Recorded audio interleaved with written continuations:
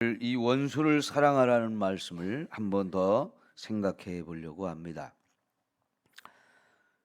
십계명을 비롯해서 그 십계명을 더 구체적으로 더 설명하는 많은 율법들이 주어졌는데요. 그래서 하나님이 우리에게 주신 율법을 구약 성경에서 다 정리하니까 하지 말라는 말씀이 248번, 또 하라는 말씀이 369번 해가지고 합하면 613가지나 된다고 합니다. 그렇게 많은 율법을 우리가 하나하나 일일이 다 기억하고 다 지킨다는 게 결코 쉬운 일은 아닙니다. 근데 그 모든 율법을 다 종합하면 결국은 무슨 얘기냐?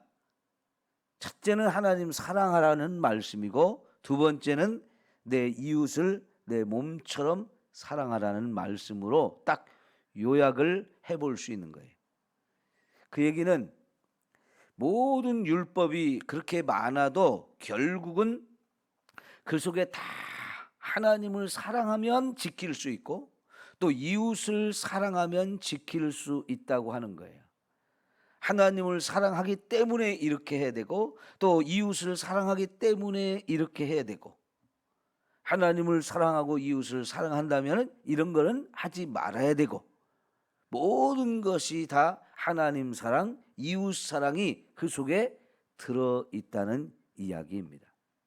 예를 들면 이 창세기 마태복음 5장을 우리가 보고 있는데요. 21절에 보면 옛사람에게 말한 바 살인하지 말라 그랬는데, 이 살인하지 말라는 것도 결국은 살인하지 말라는 그 말 속에 들어있는 의미가 뭐냐? 그를 사랑해야지, 살인해서는 안 된다는 겁니다. 단순하게 난 살인하지 않았으니까 하고 그렇게 해서 내가 이것을 지켰다 하면 그거는 말도 안 되는 소리다 하는 거예요. 왜 하나님이 살인하지 말라고 그랬느냐? 그를 사랑해야 되는 대상인데 어떻게 우리가 살인을 하겠느냐 하는 거죠. 그러면 예수님께서는 그 말씀을 더 구체적으로 설명하기를, 미워하면 그게 사랑하는 거다, 살인한 거다 하는 거죠. 욕을 해도 그렇고 미련한 놈이라고 해도 그렇고 마음속에 그를 향한 미움을 갖고 있으면, 그를 무시하고 그러면 이거는 이웃을 사랑하라는 말씀을 지키지 못한 거기 때문에 미워하는 거나 살인한 거나 다 똑같다는 말씀으로 가르쳐 주셨어요. 그 다음에 27절 이하에 보면 간음하지 말라 하는 말씀을 우리 구약 성경에 주셨는데, 이 간음하지 말라는 얘기는 뭐냐? 사랑해야 될 대상이지 너의 육신의 정욕을 해결하는 대상으로 보아서는 안 된다 하는 거예요. 요즘에 보면 이런 성적인 범죄가 너무나 많이 나오지요. 근데 이런 성적인 범죄가 요즘에만 있는 일일까요? 인간은 처음부터 이 육신의 정욕이 있는데 그 정욕을 적절하게 절제하지 못하고 그 자신의 육신의 이 정욕을 해결하기 위해서 사랑해야 될 그런 대상들을 함부로 이렇게 간음하는 일들이 벌어지게 되어지는 것. 그래서 하나님께서는 이런 율법을 주시면서 만약 이런 일을 한다면 우리가 사랑해야 될 대상을 사랑하지 못하는 것이다. 딱 그런 의미가 여기 율법 속에 다 들어있게 되는 거지요. 그래서 여러분 38절 이하에 보면 눈은 눈으로 이는 입으로 갚으라 하였다는 것을 너희가 들었으나, 내가 이가 부러지고 눈이 상하고 그러면은 상대편에게 나도 가서 그 사람의 이빨을 부러뜨릴 수 있고 눈을 찍어버릴 수 있다, 이렇게 사람들이 해석을 하는데 절대로 그렇지 않다는 거지요. 왜냐하면 우리 인간의 속성이 내 이빨 하나 부러뜨려서 상대편에 가서 이빨을 하나 부러뜨리는 그런 정도로 끝나는 게 아니고, 이 화가 나고 분노가 있기 때문에 상대편의 이빨 하나를 부러뜨리는 게 아니고 2개, 3개, 4개를 부러뜨릴 수 있는 게 우리의 이 악한 속성이기 때문에, 만약 정말로 내가 이 이빨이 하나 상대편에 의해서 부러졌다고 하면 그 사람한테 가서 우리가 최대한 할 수 있는 게 그 사람 이빨 하나를 부러지는 정도까지만 손해배상을 하라는 거예요. 죄를 물으라는 거예요. 근데 그 죄를 물을 때도 그게 내 손으로 직접 하는 게 아니고 국가의 힘, 공적인 힘을 빌려서 그 국가의 힘으로 그 사람의 죄를 정지하고 그 사람을 벌을 주도록 하라는 거지, 내 힘으로 가서 내 능력으로 가서 보복하고 원수를 갚으라, 그런 얘기가 아니에요. 그러니까 여기 38절에서 42절 사이의 이야기가 결국은 원수를 갚지 말라는 이야기를 또 하고 있는 거예요. 그리고 나서 43절에서 원수를 갚지 말라는 말을 구체적으로 하나님이 한 번 더 하시는 거죠. 여러분, 이 모든 것들이 다 뭡니까? 원수를 사랑해야 되는 것이다 하는 거지요. 원수를 사랑해야 된다. 그러나 저와 여러분이 솔직히 다 인정하듯이 우리에게는 사랑이라는 것이 없지요. 그 사랑이라는 것이 우리에게 없었는데 하나님께서 먼저 이 사랑이 어떤 것인지를 우리에게 보여주고 확인시켜 주셨어요. 하나님이 우리를 사랑할 때에도 우리가 뭐 하나님한테 사랑을 받을 만한 조건을 가졌거나 어떤 매력적인 존재가 절대로 아니었다는 거지요. 그래서 우리 로마서 5장을 한번 찾아봅시다.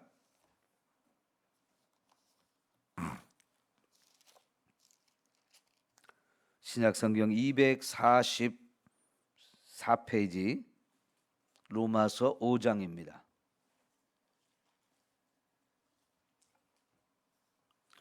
5절부터 보겠습니다. 5절부터 8절까지.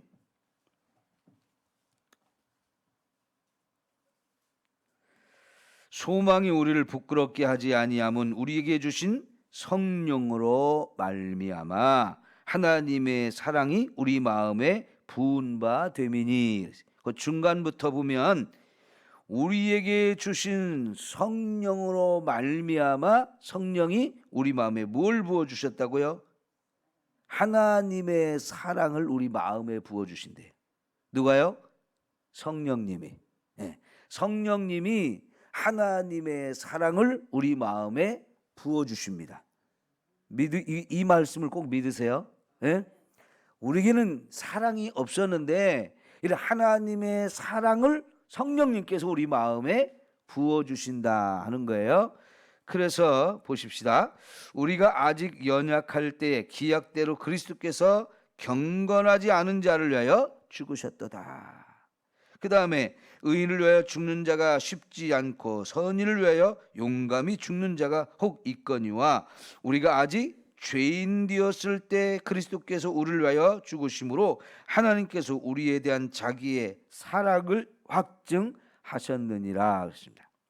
자, 여기 6절에 보면 예수님이 우리를 위해서 죽으실 때 우리는 어떠했느냐? 연약한 자였다는 거예요. 여기서 말하는 연약한 자는 죄인입니다. 8절에 보니까 더 구체적으로 우리가 죄인 되었을 때 예수님이 우리를 위해서 죽어주셨다는 거예요.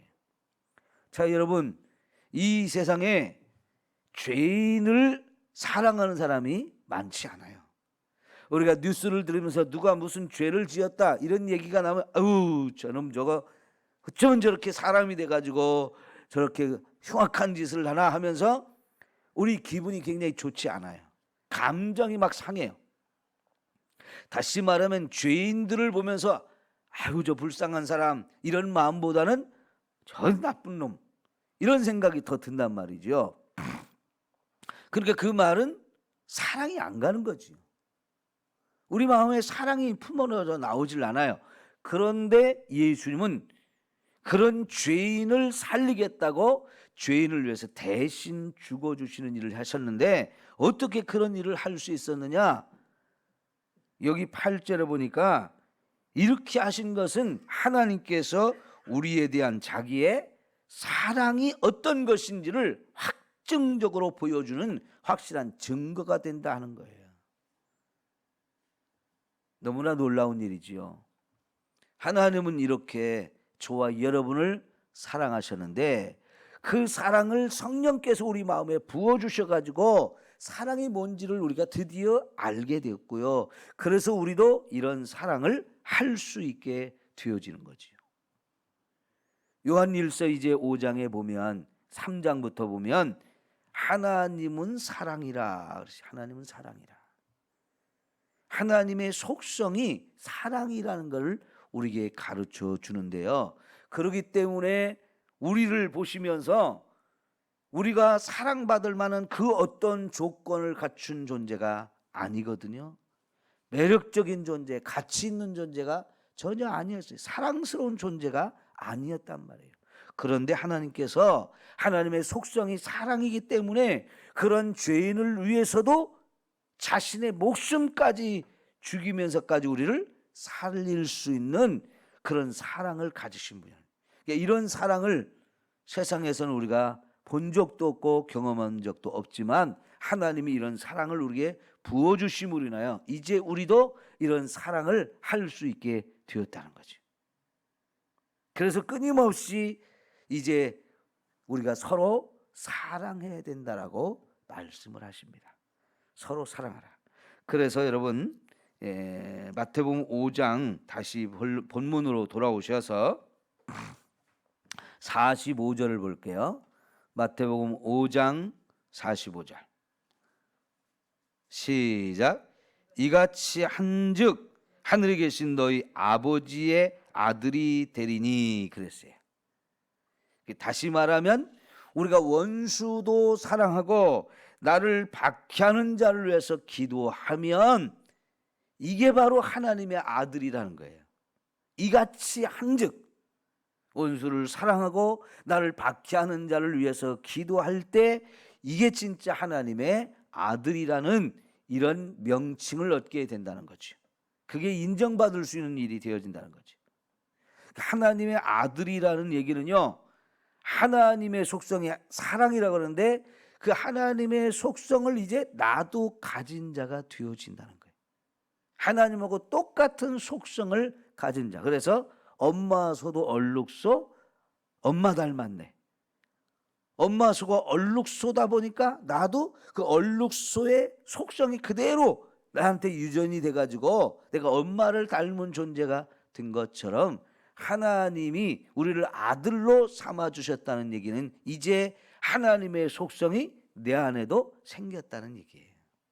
그래서 저와 여러분이 이제 하나님을 사랑하듯이 또 이웃을 사랑할 수 있게 되었다 하는 말씀이죠. 그런데 여러분, 이런 사랑을 누구하고 비교하느냐? 세리들과 비교하고 이방인들과 비교를 해요. 여러분, 그 46절을 보면 너희가 너희를 사랑하는 자를 사랑하면 무슨 상이 있으리 그랬어요. 다른 사람이 나를 사랑해주면 당연히 그게 고맙고 그래서 나도 그 사람을 사랑하는 마음이 생기죠.